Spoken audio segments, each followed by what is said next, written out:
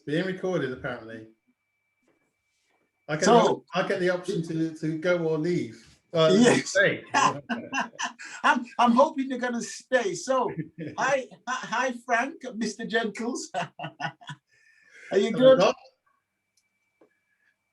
Yeah, I'm good. Good. Pleased to be here, actually. Yeah. I'm looking forward to it. I'm really looking forward to it. Yeah. Well, thank you very much for taking the opportunity to be a part of this initiative of mine called The Forgotten Generations. You know, it is our responsibility to tell our stories, to make sure that those who want to know, even if they don't want to know, and those who want to know, get to hear of them. That includes our own folks, other folks, and our siblings and our children. Yeah. So we're going to go ahead and with a few questions. And the first one is, where were you born, sir? Yeah. Where was I born? Mm-hmm. Yeah, the first thing comes to mind is try to be a little bit sarcastic and give some funny reply to that. Where was I born? Okay. So I was born in London. Guy's Hospital is where I was born, in London. Okay. I'm a Londoner. Yeah. My family, generally, most of my family is in South London, Southwest London. Okay, so did you spend most of your years in that same area, or did you move away? Yes. I guess we're going to come on to a lot of this, but I was born in one place, but I've been on a journey to many other places, and being born was the start of that journey. All right. I guess after 8 years, I moved from London to Bristol. Oh. And then I grew up from 8 to 16 and a half in Bristol.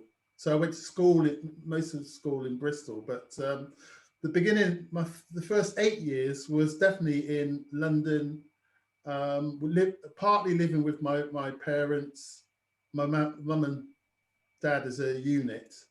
But then, that didn't work out too well, which caused us to move. Okay. I don't know how much detail you want me to give to this. But yeah, as much as you want. So the reason for you moving from Bristol, from London to Bristol, why was that? Yeah, so my mum and dad didn't get on very well. Okay. When you're 8 years old, you don't know that. Right? Yes. Yes. It's only looking back and you can make these judgments. But at the time, even at 8, I could tell that my mum and dad didn't get on very well. There was always arguments. There was always fights. I don't have much memory of those details. But what happened was we got taken into care. When you say we, I mean, so I have. Well, at the time, I had my elder brother, Dennis. Okay. And 4 other sisters. Oh. So there's my brother was the eldest. Mm-hmm. He was 11 at the time. I was 8. And then there's about 2 years separates the others. They were all younger. Oh, right. And so did you all sort of were separated at that time when you were 8, or was it just yourself, or what? No, it was all, we went as a unit. I'll give you the backstory if you like. Yeah, so, sure.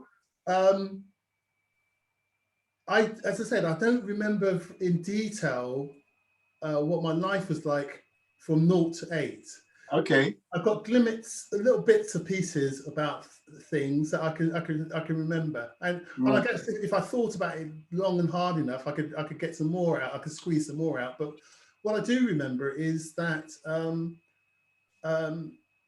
I do remember not going to school very often. Okay. And I don't know the reasons why that is, but I didn't go to school very often. I know that my dad was, I'm not saying he was wealthy, but he was well off. He owned, back in the 60s, he owned 3 houses. Really? Yeah. And he used to rent those houses out. And Okay. I do remember my mum and dad having arguments all the time, and she left him with the kids. Okay, so at this juncture, if I may ask you, were your mom and dad born here in this country, or were they from somewhere else? Yeah, so both my parents are from Jamaica. Okay. But they didn't know each other until they got to to England. Okay. Okay. So they came over in the 50s, not with the Windrush, but soon after that. Yes. There was a whole surge of people coming over from the Caribbean in the 50s, and they came along with them independent. Yes. Both my parents had children in Jamaica. Oh. And so my mum had two sons, and she left them behind. And my dad had 3 children, and he left them behind. And you've got to imagine that they're in their 20s, 20.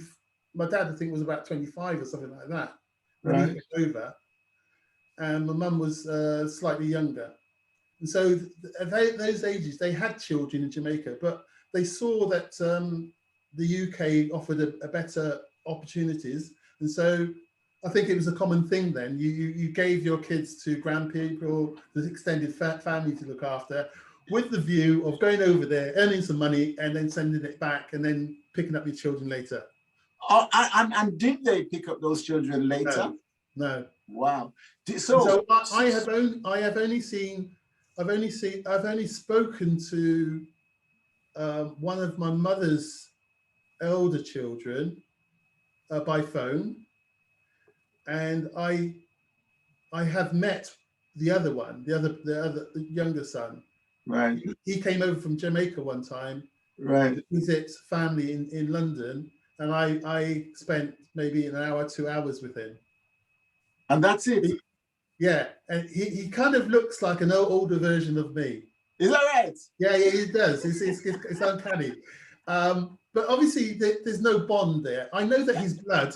I know that he's blood. So yes, theoretically, I know that he's unrelated to him. Yeah. There's no actual bond there with me and him. But the fact that you didn't grow up together and you didn't have the links throughout, I can understand that. What about the siblings from your dad's side? Have you sort of met up with any of those?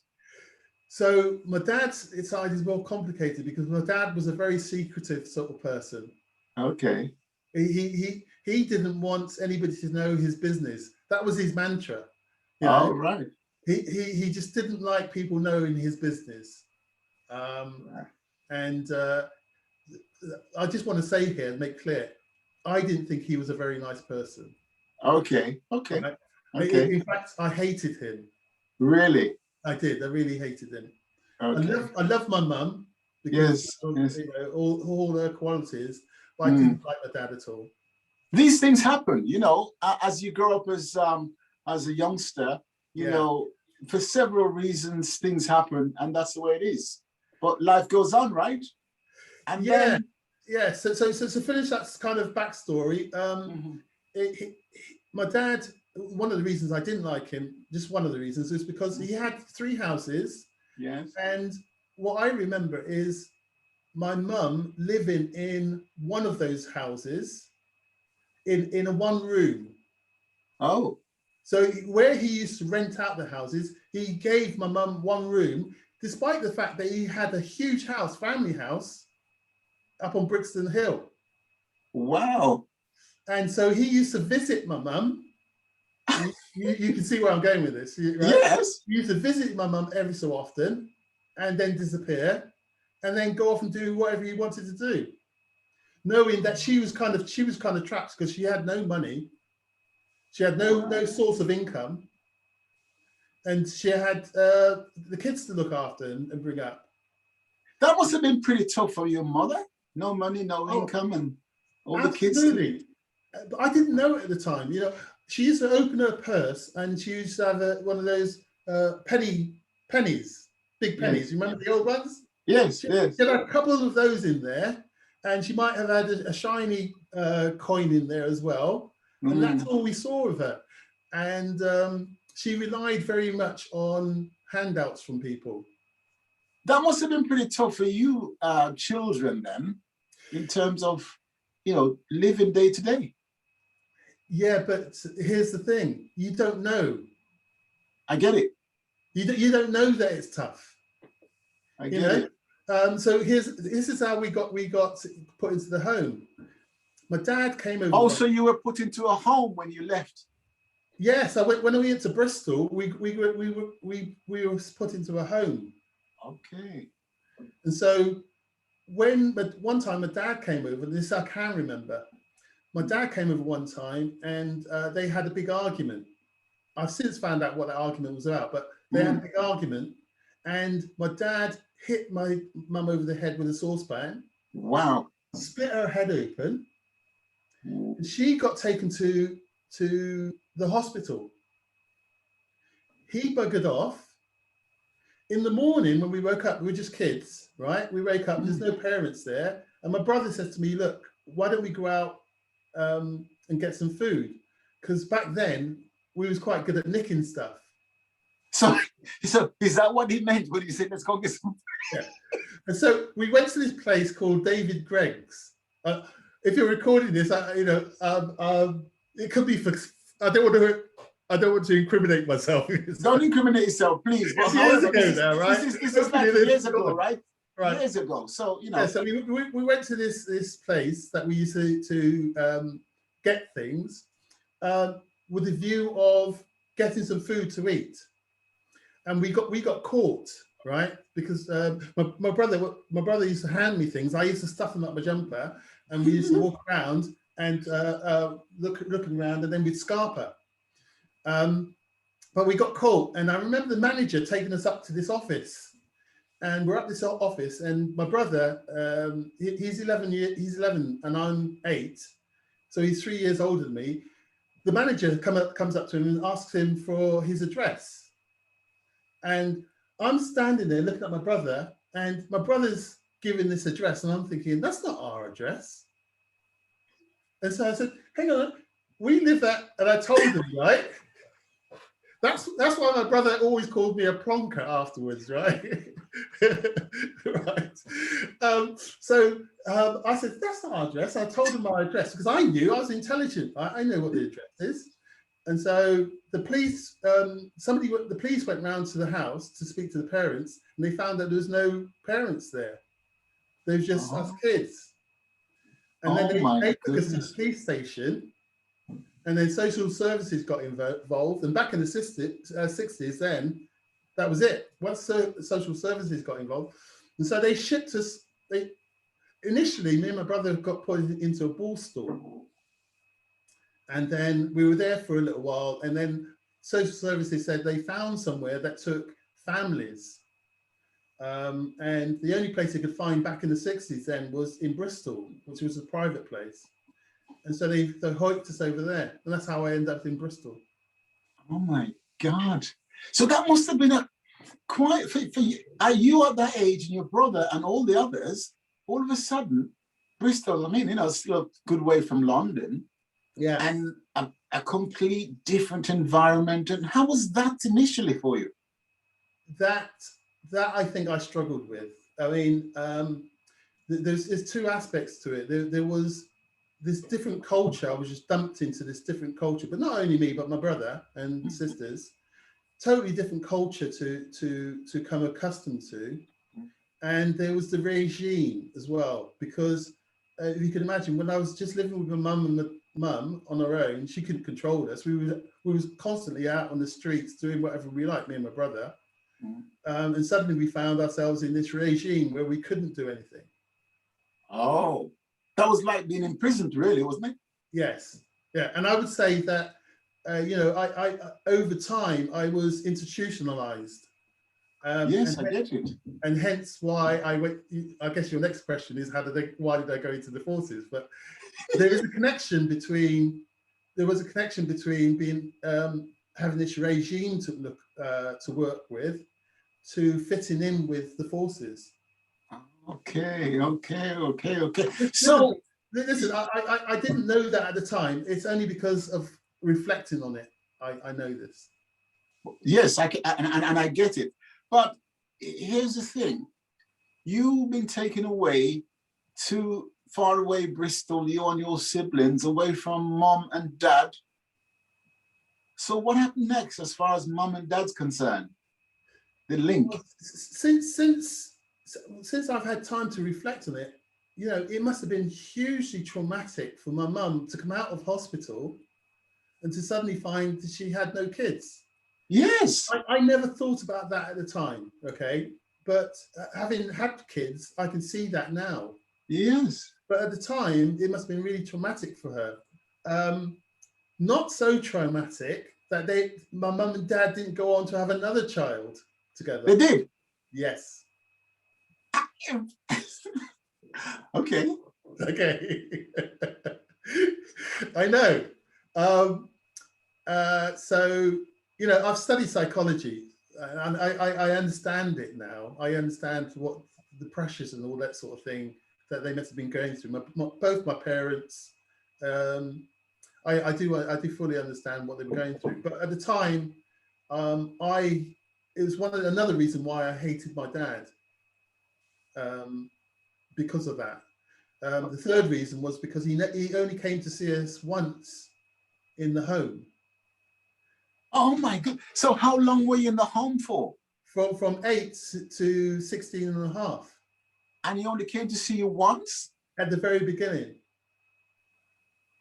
My God. What about your mom? Was she able to visit you more on a more frequent basis or what? She did initially, to be fair to her. She did initially. But after about 3 years, my mum had got herself into a position where she convinced the social services that she could look after her children.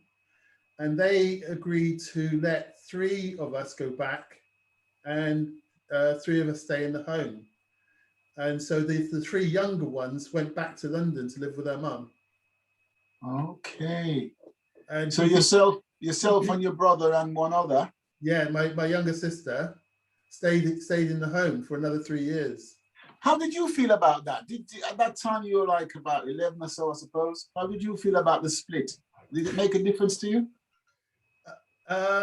There's two things happened. One, I have to tell you about this because I don't know if people hearing this will probably understand and can reflect on things that have happened to them.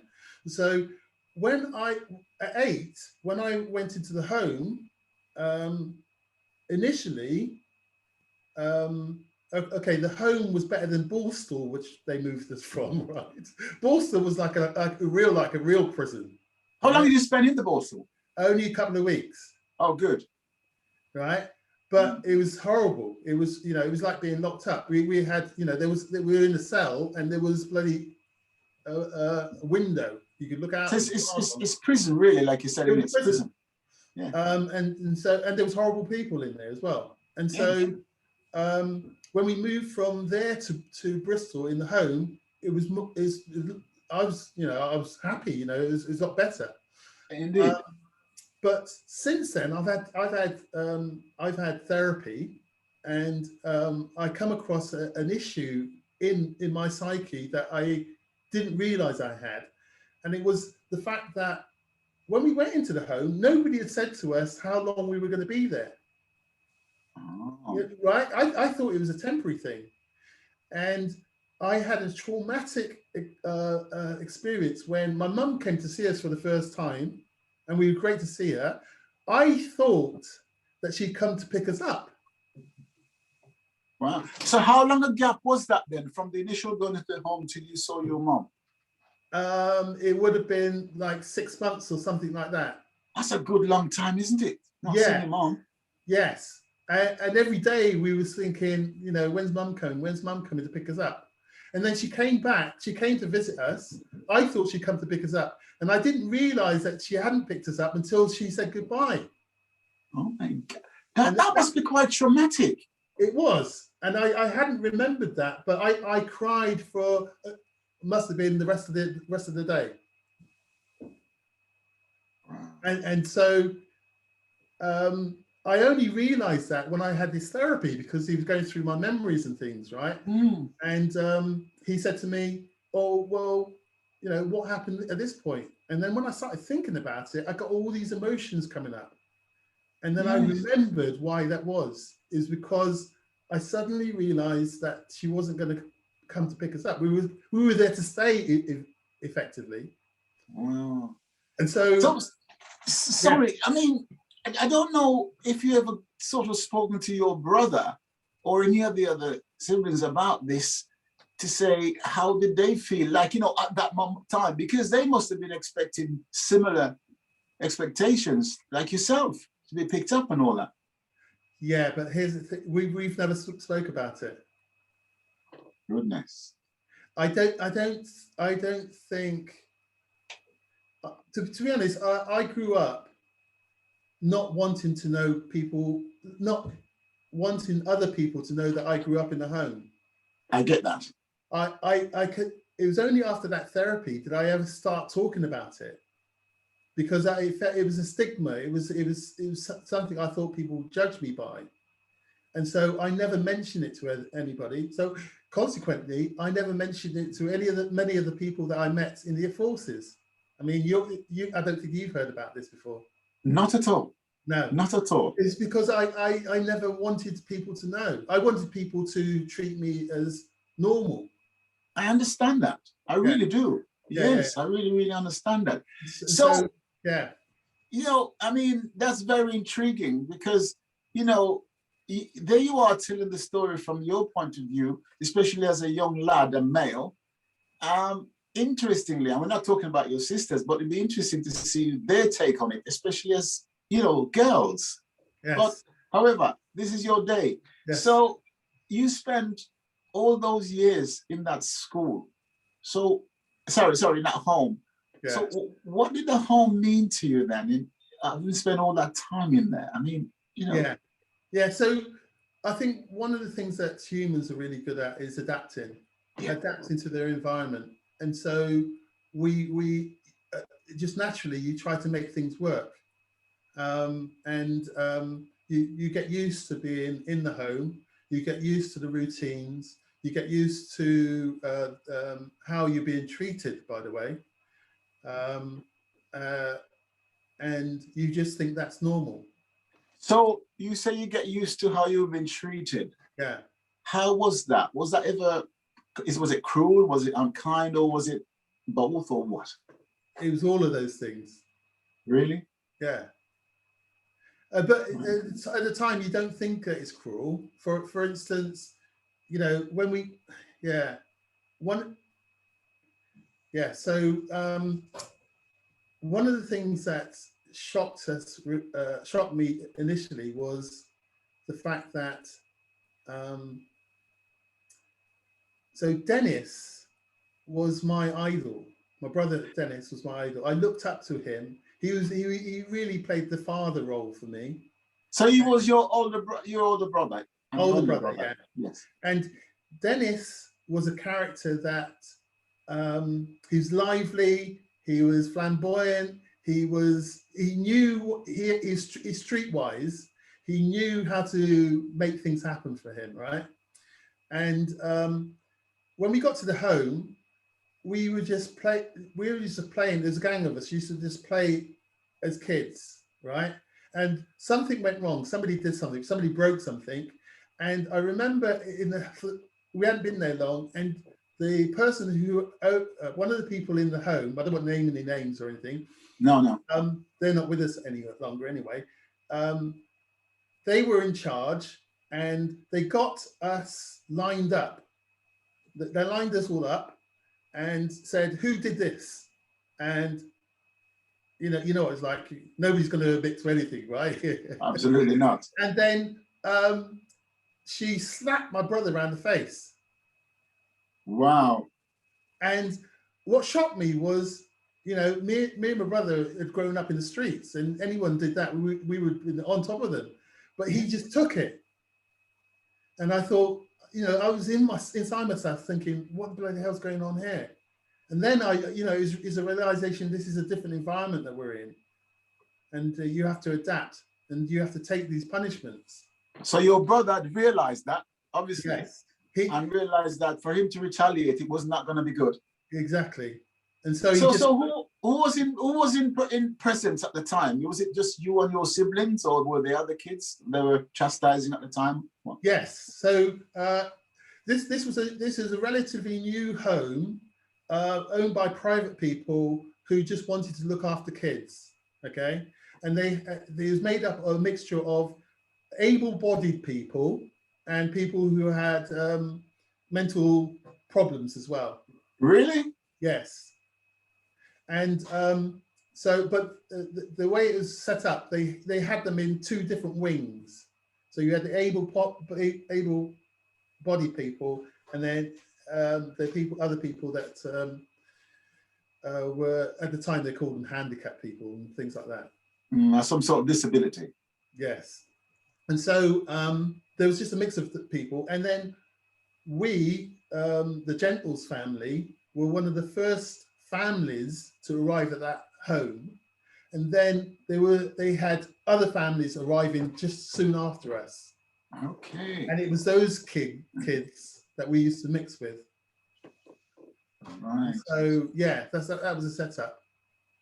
That sounds quite an experience, and I'm not surprised that you never sort of said it to a lot of people, because I understand the kind of stigma that might well go with that.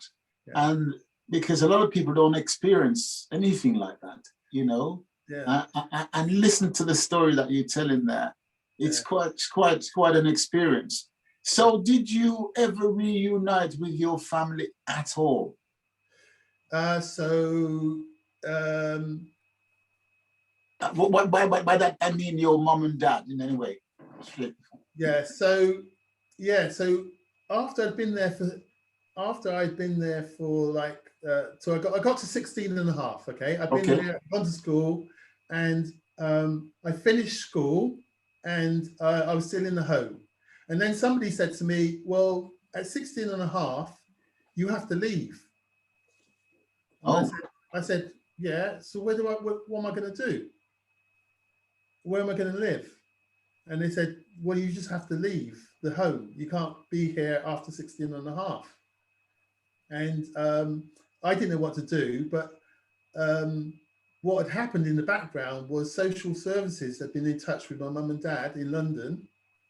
And my dad said that he still had houses by this time. My dad said I could have a room in one of his places. Really? Yeah. And so I left the home and went to live in this room in London. I mean, so here you are at now 16 and a half. Yeah. Where was your older brother then? Dennis had joined the Air Force. So at 16 and a half, he's got turfed out as well. Yeah, so you have to go at 16 and a half. And he probably joined the Air Force straight away, or went somewhere else. Yeah, that's a bit foggy for me, because when I was 16 and a half, I tried to join the Air Force and they said I was too young. Okay. So I can't remember what Dennis did between that period when 16 and a half and when he could join the Air Force. I can't remember that. Do you know what age you joined the Air Force? What age did he join the Air Force? Did you know? Well, I don't think you could join the Air Force before you were 17 and a half. Okay. Right? Okay. So I couldn't join the Air Force until I was 17 and a half. And then when I was 18, I had to go back and sign the papers. Oh, because... And I actually became part of the Air Force. Okay. I did 6 months for, I don't know, for who? The Queen. So when so here we are now, your older brother. So is that why you joined the Royal Air Force? I'm going to ask the question. Because so here's the thing, right? My brother used to come back on the off leave, right, and go to the home, right? He didn't go anywhere else, and so he came to the home, and he would have he had a leather jacket like Shaft, right? He had his hair, right? And he had all this music like the Temptations and all this. And he used to tell me about all these stories he thinks he used to get up to, of which Ben would know about, and the other people that he knew in the Air Force who were older than me, right? He used to come back and tell us all these stuff. Oh, he did this and he did this and he did this. And he used to quote these crazy names like lightning and so and this. I thought, wow, I want a piece of that. plus, they gave you somewhere to stay. I didn't have anywhere to stay. Yeah, that's so significant at that age, really. Yeah, they gave you somewhere to stay. They paid you. They sent you to different places, and so yeah, that's the main reasons why I went into the Air Force, is because it gave me the things that I didn't know how else to get. Can I ask at this point? Yeah. Was there any thought about your sister that stayed in the home? You know, like, you know, her seeing and hearing. Did she hear any of this from your brother that was going on? No, she didn't. Oh, okay. So I didn't have a particular strong bond with my brother. You know, we talked about everything. We did everything together, even though he's 3 years older than me. Yes. He shared things. He shared nearly everything with me. I get that. Yeah. I get that. That's good. I fully understand that, actually. Yeah. So there you are. You lived in your father's home in the room. Yeah. So I went there for, I couldn't join the Air Force. They said I was too young, but to come back and apply a year later. And so I had this year gap where I was in this room, really, because my dad came and went, but I could count on one hand the number of conversations that we had in that year. So what did you do? You know, what did you do with yourself to occupy your time? I walked the streets. Really? Yeah, I went out. I went to Brixton most days, walking around. I went into the West End and walked around. It was a bit dodgy. I didn't realize it at the time, but yeah, and you know, because at that age, did you ever get sort of arrested or anything by, you know, the Bobby seeing you walking on the street, sort of? No, I didn't. I went out to a nightclub. You know, I went out to a nightclub once, and I did feel that I was in a dodgy situation where when I was walking home from the West End to Brixton at night, and this car kept on coming along and asking me to get into this car, and I was thinking, damn, man, this is dodgy. I need to get myself out of here. Apart from that, I was really trying to pick up girls and stuff like that. Okay, cool. Yeah. So you eventually then got it. I hope my kids don't see this. So what? So you ultimately joined the Royal Air Force? Yeah. So I was for that year that I was waiting to join the Air Force, I got 2 jobs.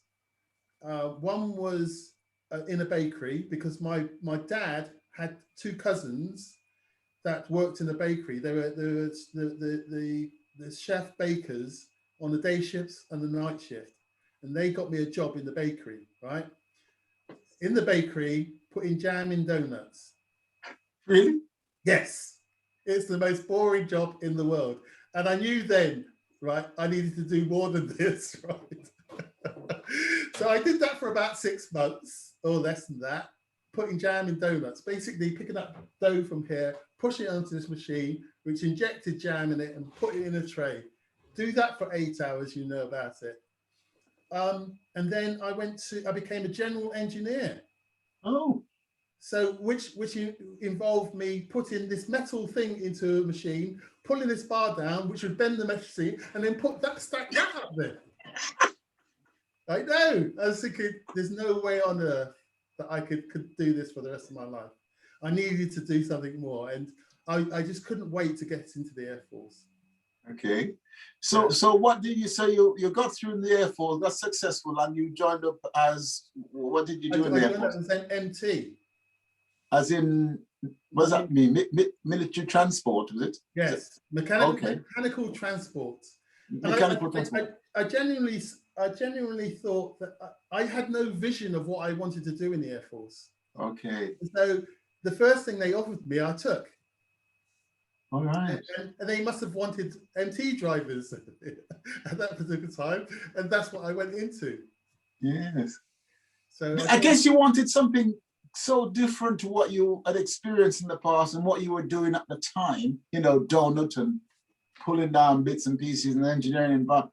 You wanted something different. It's like an escape, I get it, I suppose, wasn't it? Yeah. I think I was far more capable back then, but I was very quiet and I was very shy as a child. I didn't want to disturb anything around me, if you know what I mean. Yes. I just wanted to get through life as easy as possible, and so I never projected myself out there. I just took what was that's part of the institutionalized thing, you know. I just took what was given to me, really, and it just meant that I went into the Air Force and signed up as an NT driver, knowing that I was going to get somewhere to sleep, and I knew I was going to get something to eat, and potentially I had a job. I get that. So what was the experience like in the Air Force for you then? Yeah, I think that deep down in me, I was more of a maverick, but I was still being compliant to everything. I also took the view that I still wanted to do dodgy things, but I never wanted to get caught, if you see what I mean. So Okay. I needed to be one step ahead of everybody that I come into contact with, and that's how I saw things. So I didn't like taking orders. I didn't like that at all. But you're in the Air Force, you have to take orders, and so I was just adapting to what was being put in front of me. I found the Air Force really easy to get on with. Initially, as I said, I was really quiet, and it was only the persistence of a few people who are real good friends of mine now that got me out of my shell. There was a guy, I don't know if you know, Phil Reed. I know that person. Yeah, so Phil was at Marham when I got there, and So that Marham was your first posting, I take it? Marham was my first posting. I got posted to Marham for my sins, and when I got to Marham, I just wanted to keep myself to myself. And Phil used to come around to my place every weekend and say, "Come on out." And I used to say, no, I just want to stay and watch TV, you know, and just do my thing. But eventually he convinced me to go out, and I thought, wow, this is great. You know, drinking, women, wow, why wouldn't you, right? And yeah, that opened up a new world for me, which I tried to exploit. So in that exploitation, then you did some traveling around in UK and abroad and all that, did you?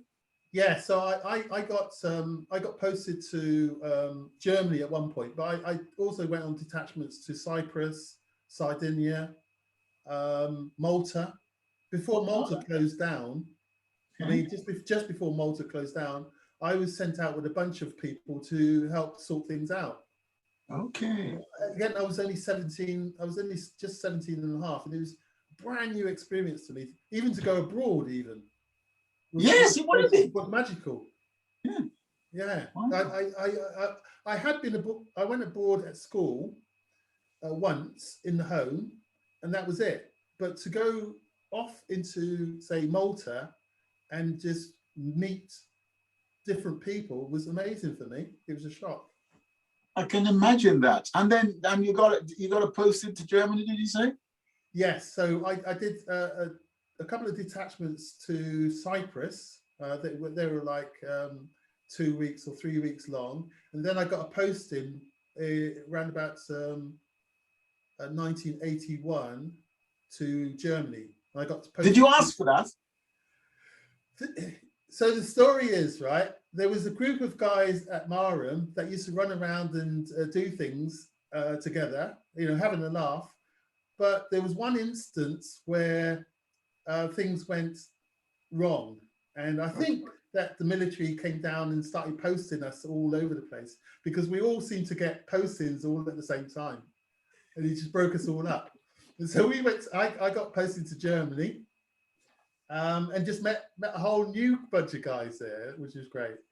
When you say guys, right? So, you know, experiences, birds of a feather flock together, right? Yeah. But most of the guys were of African and Caribbean extract and that sort of thing. Yes, most of them, but not all of them. But most Okay. of them were from Caribbean or let's say they're black. Yes. But obviously they had different different ways of going about things, which was really interesting. You know, people come from. I hadn't heard people, speaking the Brummie accent. Right? Black people speaking Brummie accents, right? I hadn't heard that so much. But when you got to Germany, there was quite a few people that did that, as you know, right? All these things were really interesting to me. Yes. Yeah, so I guess I was interested in psychology and all that sort of thing back then, even before I started studying it. So yeah, there was a whole bunch of black guys that I used to run with in Germany, which was just a laugh. It was just a huge, pleasant experience that I had. So coming from a background like you had, being so, as you said, institutionalized, regime, and all of a sudden you're in the flung of the world, the world, the big wide world in the Royal Air Force, and living the life. It was quite a difference, wasn't it? I would imagine. Yeah. So there was that initial period where I held myself back, but once I started to relax, boy, did I relax and really enjoy it. I really set out to enjoy myself when I was in Germany. You didn't get yourself into any bother, did you, with Her Majesty? Yeah, sort of. No, so I guess I still had that part of me, which was to do certain things that were not. I would bend the law but not break it. Do you know what I mean? Okay. It may fracture a few times, but I wouldn't actually break the law. So do you believe, right? So you've grown up into this world now, you're the RAF, you're becoming a man, so to speak, and no doubt getting to where you're probably having relationship, father and kids, whatever. Do you believe the experience of your childhood, affected your adult life at all? It did. It really did, and it probably affected my kids. To be fair, your kids. Yes. Okay. So, for instance, so growing up in a home. Let's take Christmas, okay? Christmas. Mm-hmm. So my vision of Christmas is what happened in the home. In the home, what happened was nobody bought people presents. That didn't happen. What happened was on Christmas Day there was a box, and there was toys in the box, and people took turns to go up and pick things out of the box. All those years, that's the only experience of Christmas. That was my experience of Christmas. And so when I got with my partner and had my kids, I really lent on her to find out what the traditions were of Christmas. So buying presents for my kids. I guess here's the thing, I think that I never, and I still don't today, really appreciate when people buy me things. Because you're not used to that? Yes, because I was never used to it. But, when I knew that it was important for me to buy things for my kids and for them to experience the day, but that was really me leaning on my partner. No. And so it's little things like that you don't really notice, but stepping back, I can see it now. So, I can only assume that, no, my kids are growing up great and they're fine, but I am aware of those things. So it affected me in those sort of ways. That's really interesting. So have you ever shared your experience then with your partner and of course your children, Right. So as a result of you asking me that question there, right, I reached out to my eldest and I asked her how much she knew about my past. And that's your eldest child? Yes. Okay. And she came back and said, yeah, you told us some bits and pieces, but not much. Okay. So a lot of the content of this they won't know. Oh, I see. Okay. Okay, because I suppose you were quite reserved in what you said to them, right? Yeah, you know, thinking about it now, I was no different from my dad in terms of uh, um, wanting, you know, keeping things to myself. Oh, Do you see what I mean? I can see that. yes, I get that. I, I, I never wanted to be like my dad, but you know, somehow I did keep things to myself, and that is very much like him.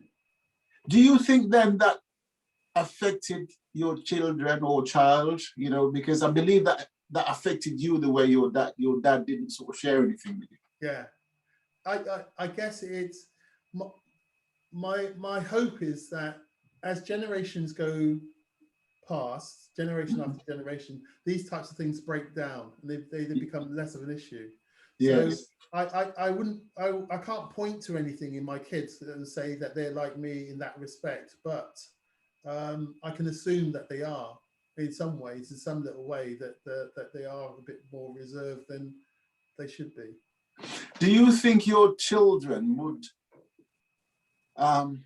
like to hear a bit more of your past? I know you said you shared something, but you know, do you think they'd like to know a little bit more deeper? Do you think they'd appreciate that?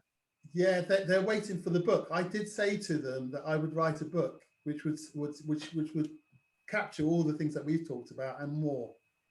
Okay. There are so many other stories that I could tell about growing up in the home, the impact of just going from London to Bristol. And so what an example of that is I went to Bristol and I was told to go to school. I goes into the school and I see kids sitting at their desks. They're not running around screaming like I've been used to in London. They're all sitting at their desks. And the strange thing was the teacher was sitting at the front and she'd say to Sarah, could you just read this passage in the book? And she would read a passage and she'd go, John, can you read this passage in the book? And he would read something. And then she said, Frank, would you read this passage in the book? And I couldn't read. In fact, so how old were you at that time? 8. And you couldn't read? No. And here's the thing, Don. I thought that people just looked at the book and made up stories as they're looking at the book. No. I did. I didn't know. I didn't know the words meant something. I've been going to school all that time. Well, I don't know. But I didn't know what it meant to read. Wow. So I looked. I got up because you had to stand up and read, and I looked at the pictures, and I just made up a story. That's amazing. It's so stupid. So going from 8, and what? How long did it take you to learn to read from age? Obviously, they then could see that I couldn't read, and then they put me on a reading program. But that would not have happened to me if I was stuck in London. No. You see, I would have just done what everybody else was doing in London. And so you'd have graduated. That was one of the changes in my life. You know, I suddenly had to do these different things. So if you think about it, then there must be quite a few people who got turned out into the street then at 16, very unable to grasp just the basics of, you know, education. Absolutely. And when I left school, I had no qualifications. When I left school at 16 and a half, I had no qualifications. And, you know, part of the therapy I went through made me aware of the fact that I had all these other emotional things going on at the time. Learning stuff wasn't one of them. You know, I used to go to school to socialize, to mess around with things at school, as I did when I was at London, right? And yes. I did that all the time I was at school until I left school. And I can visualize it now, like the last day of school when I left the gates and I was thinking, so what am I going to do? You know, who's going to employ me? I don't know how to do anything. And I wanted to educate myself. And from that day till this, I'm still educating myself. So what have you done in terms of education then? So initially when I went to the Air Force and I was with the boys drinking and doing all that stuff, I got to a point where I was thinking, must be more to life than this, right? And so I started doing my O levels. Okay. Whilst I was in the Air Force, and then when I came out of the Air Force, I started to do A levels, and then I did a diploma in computer science, and then I started doing my MBA. Wow. I didn't finish that, but I started doing the MBA, and then I did a degree in psychology. A degree in psychology? I did a degree in psychology, and then I did a master's in positive psychology and coaching psychology. So having left school at 16 and a half with very, very little, and you achieved so much. Can you imagine if you were given the right opportunity in the first place? Sky's the limit would have been the limit, right? Yes, but I do, thinking back, the people in the home and people at school did try to educate me.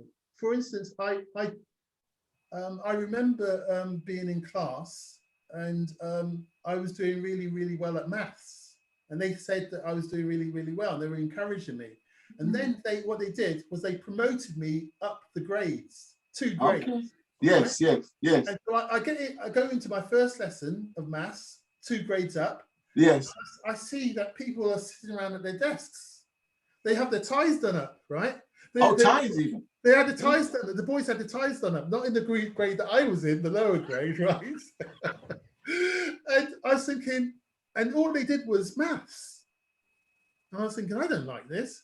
So I purposely got things wrong so that I could be demoted back down to the other class. No. So it wasn't that they didn't try, to be fair to them. It's just I wasn't really ready for it. That's amazing. You know, stories like that.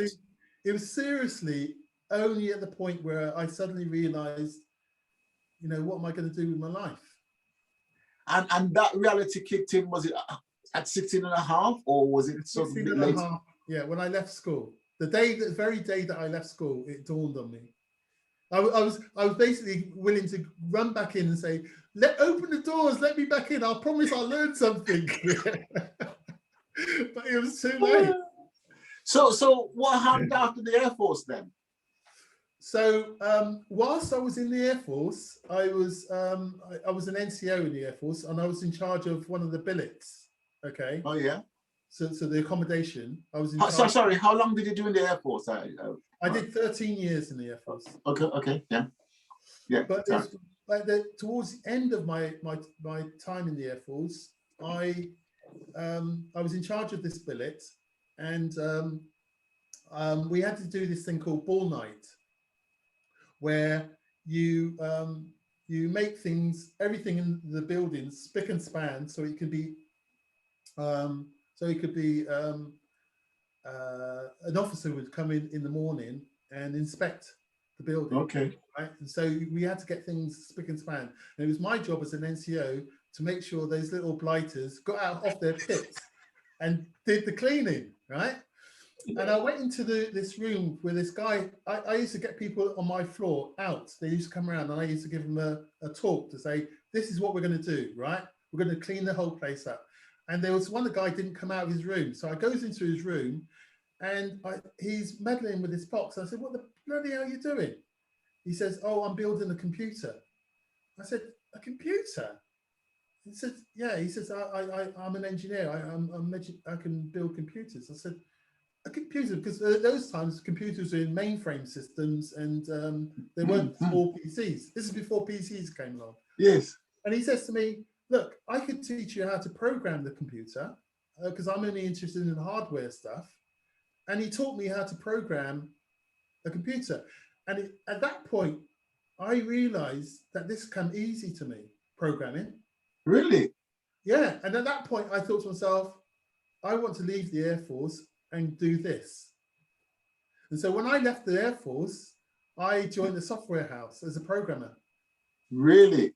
Yeah, because I used to buy books, and I just read all these programming books all the time. So that was natural to you. That came natural to you, programming, because it's not natural to everybody.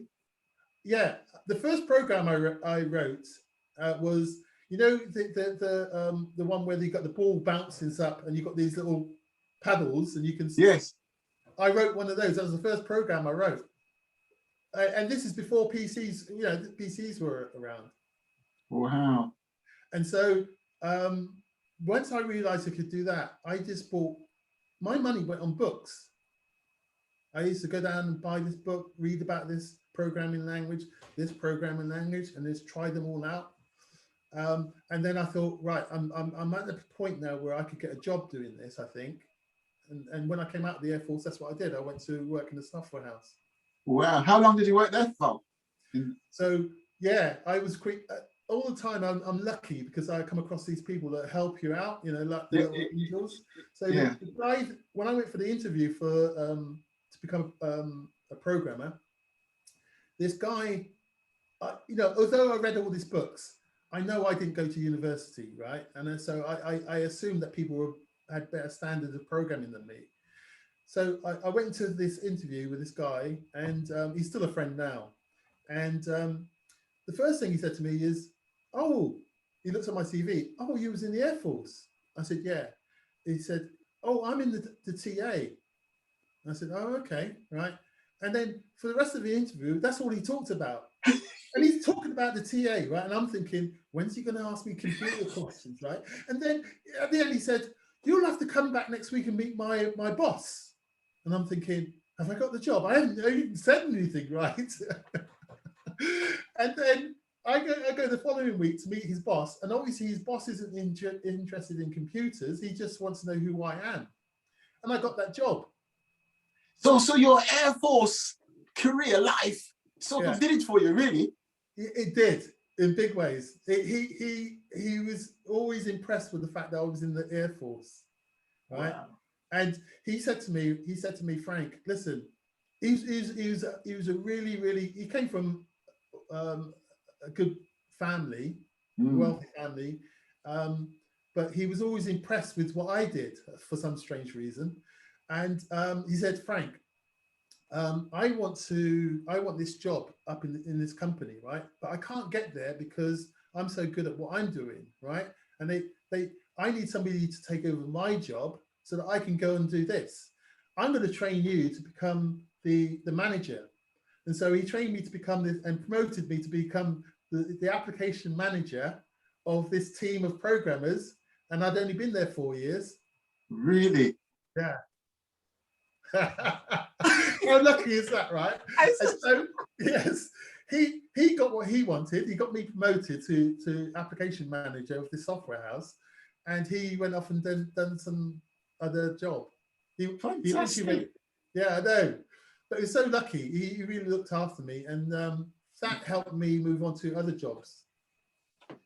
Excellent, absolutely excellent. So, you know, you did all this. You went to school. You went, first of all, you were in London. You went to school in Bristol, and in the Air Force, and you swung around and women and drinks and all that sort of thing. That's a totally different interview. and here you are now, sir. So what message of advice would you like to pass on to children or parents of similar circumstances to you, that what you experienced? Yeah, I think we don't realize the impact that we have as an individual on other people. So and being a parent is a special position that you hold in people's lives, your children's lives. And so your children are going to learn from you. You know, they watch the things that you do. And so it's important for us to set good examples. One of the key things is, I know we talk about this as Black people as it's like a badge of honor, where our parents would beat us all the time. And, you know, you hear the stories of, and it happens to me actually, your dad says, "Go and fetch that stick so I can beat you with it." So you go out there and you get the smallest stick, right? Obviously. and then which means that he's going to go out there now and get something humongous to beat you with. Yeah. But that doesn't teach a child anything. And I just think that we as a people need to learn how to love and nurture each other as individuals, and pass that down as the message, because then you see your children grow. You'll see your children grow and succeed in life. Question. That was quite a profound answer there. In all spectrum of things, have you ever visited the land where your mother and father came from, Jamaica? No, I haven't. And so I was saving up to go to Jamaica, and collectively my brothers and sisters decided that we would send our mum back, because she hadn't been there for 40 odd years. And so we sent her back. And to be honest, the stories that she told when she got back weren't great. And I don't think I've got the desire to go out there and visit Jamaica. I'm not saying I wouldn't go out there. In fact, one of my half brothers has just gone back from the UK to live in Jamaica, and he's setting up a place and he wants me to come over. I might do that at some stage. But my sisters have been back. A couple of my sisters have been back to Jamaica, or have been to Jamaica. Not back, but been to Jamaica. So you are in sort of contact with your sisters then? Yes, I'm in contact with the sisters. I have a good relationship with my sisters. It's just that we don't contact each other very often. We're not that tight. You know, when we see each other and we greet each other, you know, there's a lot of love and all that sort of thing. Yes. But we don't have that. I guess that is one of the. You asked a question earlier. That was one of the impacts of us being separated. That bond that we would have had if we were together. But there's a long period when we weren't together. You know. Interestingly, then, before we come to an end, do you ever envisage you and your sister sitting down talking about your past experiences, especially as from a child right up to age 16 and a half? Do you ever envisage that? Right. I know this is a cop-out answer, but I intend on writing the book. Okay. And I in writing the book, then it's out there for me.